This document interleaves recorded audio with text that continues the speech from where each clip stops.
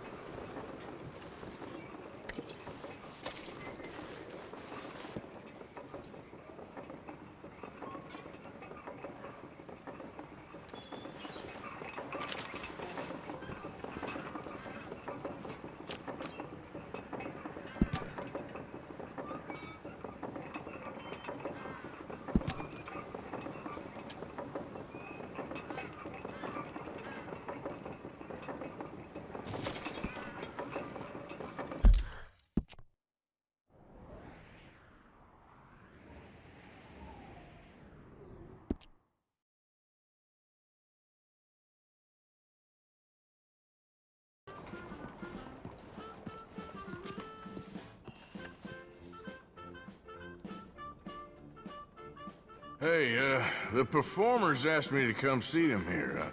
Help them out with something up in Van Horn. All right, I'll let them know you're in. Curtain's just about to come up, so why don't you take a seat, then come back and see me after the show? All right.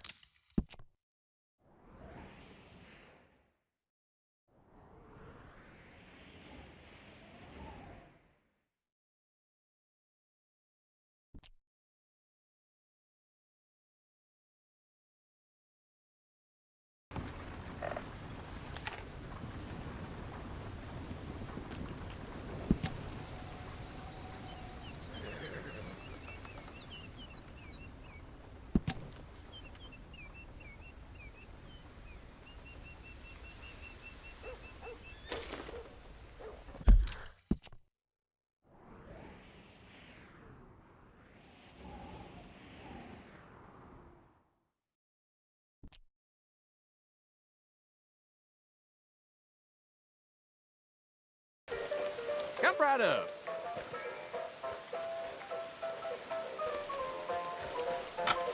Ticket for one, please. We'll be starting soon, just inside the tent there.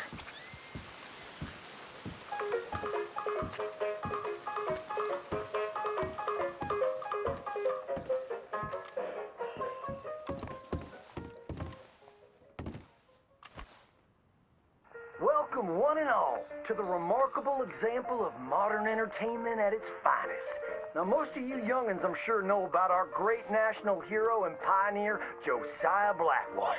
Him that gave the town of Blackwater its nomenclature.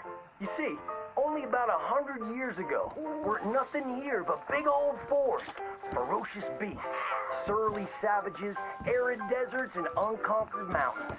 The West, well, the whole West was untamed. Your mama probably told you bedtime stories about Josiah's many adventures. But I'm gonna tell you a story you ain't likely to have heard about his possum hat. Now, Josiah Blackwater was born in the year of our Lord 1782 in a log cabin just west of Ansburg. He was a special boy. His pa gave him his first rifle when he was 3 years old. Boy, he took to it right away. He exclaimed, "There's a whole mess of critters out there in them woods that aim to eat us, so I'm gonna consume them first." Yes, sir. He really took to killing all manner of things. He was such a keen shot. One morning, he was sorting up some winter turnips for the root cellar when a big old bear and her cubs came in the kitchen hunting for food. It had a mind to eat up all the jams and preserves. Josiah grabbed that bear and wrestled her to the ground and squeezed and squeezed and squeezed. He whooped the tar clean out of that big old critter. Then he tied her up and grabbed them cubs and ground them into sausages while the mama bear watched. That's fine eating. His ma and pa knew right then he was cut out to be the finest wild frontiersman that ever drew breath. But first, they wanted him to get some book learning. After only 3 days of attending school, Josiah beat the living daylights out of the class bully and announced to his daddy that he was tired of ciphering and mathematics on account it's only good for adding up the number of critters or Indians you can kill. So he ran away from home and headed west. Now, these lands were occupied by savages then, and when Josiah Blackwater came scouting through, he recognized it to be a land of splendor, wasted on those that couldn't appreciate it on account of worshiping false idols. He got rid of all them pesky buffalo, and thereby ensured those infernal Injuns didn't have nothing to eat. Of course, that got them mightily riled up, so he had to slaughter all of them, too. Just like his daddy had once done to the Redcoats in 1775. Right about that time, he met an Indian girl he took pity on account of having annihilated her family. She was 12 years old, and so he took her as his wife. She gave him 2 sons before she died of typhus. Now, y'all know that Josiah Blackwater wore a possum for a hat. But most don't know how that came to be. Well, one day, old Josiah was riding a couple of alligators down the Lanahatchee River. Riding, standing up, and shooting eagles right out of the sky when he sees a big old mountain lion about to eat a possum. Josiah grabbed that mountain lion by the tail and wrestled it till it was plumb dead. Well, that possum really took to Josiah. Followed him around like a dog loyal to its master. Yes, they had a lot of adventures together. Now, Josiah never cried a day in his life, but he pert near did on the day that possum passed, for they were mighty fine friends. So he skinned it and made it into a hat. Back in them days, a possum skin was as good as money, but he never parted with that hat, not even for $10. Once he founded the town of Blackwater, he sent word for settlers to come. It was the last stop in the west before San Francisco. He met a girl by the name of Rufina Helsby at a barn dance one night, took her as his wife, and settled down. Built himself a cattle empire and had 14 youngins. But Josiah Blackwater wasn't the home-loving kind, and he grew mighty restless. One day on the courthouse steps, he announced, "You may all go to hell, and I will go to Saint Denis." And so he did. Enjoyed French pursuits of strumpets and wanton gluttony, which is where he came upon the idea of running for Congress. He wore that possum hat every day as a congressman, as a reminder of where he come from, saying, "I may live in barbaric splendor, but I always remember keep your friends close and your gun closer, because you don't know when you might have to shoot them.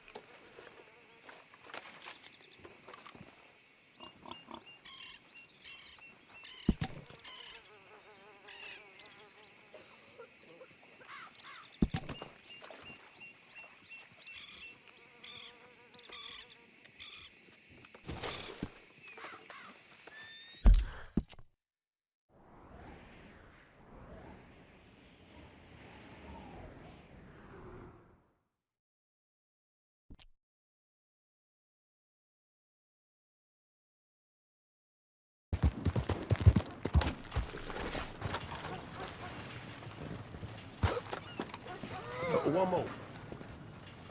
What can I send for you?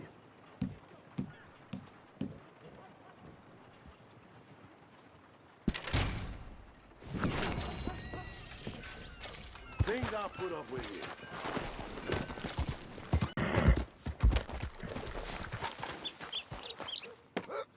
Right with you. Oh, good. Here those lambs been causing trouble up at Pronghorn Ranch.